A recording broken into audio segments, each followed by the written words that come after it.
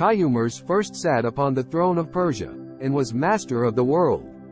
He took up his abode in the mountains, and clad himself and his people in tiger skins, and from him sprang all kindly nurture and the arts of clothing, till then unknown. Men and beasts from all parts of the earth came to do him homage and receive laws at his hands, and his glory was like to the sun. Then Ahriman the evil, when he saw how the Shah's honor was increased, waxed envious, and sought to usurp the diadem of the world. So he bade his son, a mighty Dev, gather together an army to go out against Kayumers and his beloved son Shahnameh and destroy them utterly. Now the Siraj, the angel who defendeth men from the snares of the Devs, and who each night fleeth 7 times around the earth that he may watch over the children of Ormuzd, when he learned this, appeared like unto a peri and warned Kayumers. So when Shahnameh set forth at the head of his warriors to meet the army of Ahriman, he knew that he was contending against a Dev, and he put forth all his strength. But the Dev was mightier than he, and overcame him, and crushed him under his hands. When Kayumers heard the news of mourning, he was bowed to the ground. For a year did he weep without ceasing, and his army wept with him. Yea, even the savage beasts and the birds of the air joined in the wailing. And sorrow reigned in the land, and all the world was darkened until the Siraj bade the Shah lift his head and think on vengeance.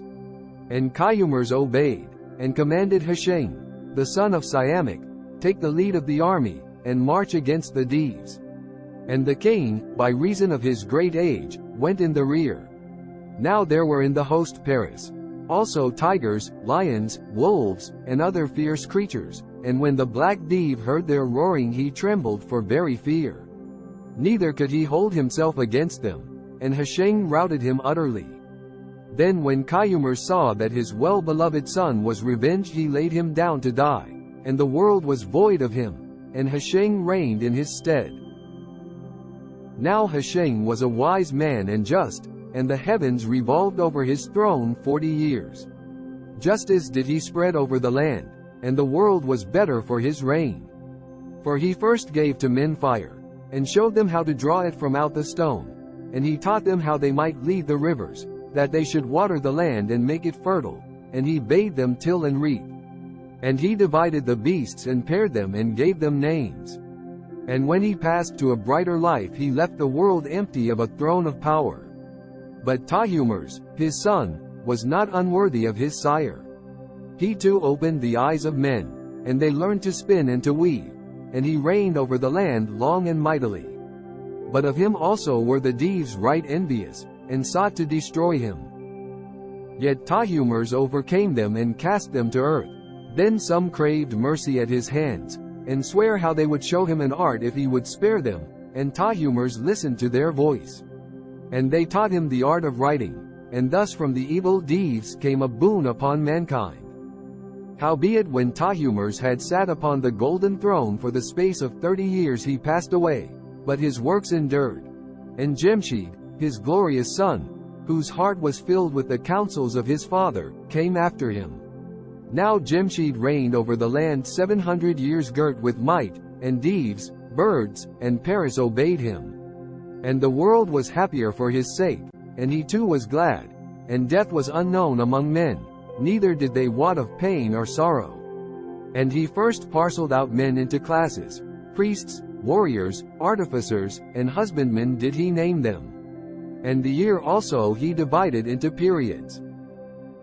And by aid of the Devs he raised mighty works, and Persepolis was builded by him, that to this day is called Tukht-e-Jemshid, which being interpreted meaneth the throne of Jemshid. Then, when these things were accomplished, men flocked from all corners of the earth around his throne to do him homage and pour gifts before his face. And Jemshid prepared a feast, and bade them keep it, and called it Nowruz, which is the new day, and the people of Persia keep it to this hour. And Jemshid's power increased, and the world was at peace, and men beheld in him naught but what was good. Then it came about that the heart of Jemshid was uplifted in pride, and he forgot whence came his weal and the source of his blessings. He beheld only himself upon the earth, and he named himself God, and sent forth his image to be worshipped. But when he had spoken thus, The Mubids, which are astrologers and wise men, hung their heads in sorrow, and no man knew how he should answer the Shah. And God withdrew his hand from Jemshid, and the kings and the nobles rose up against him, and removed their warriors from his court, and Ahriman had power over the land. Now there dwelt in the deserts of Arabia a king named Murtis, generous and just, and he had a son, Zohak, whom he loved. And it came about that Ahriman visited the palace disguised as a noble, and tempted Zohak that he should depart from the paths of virtue.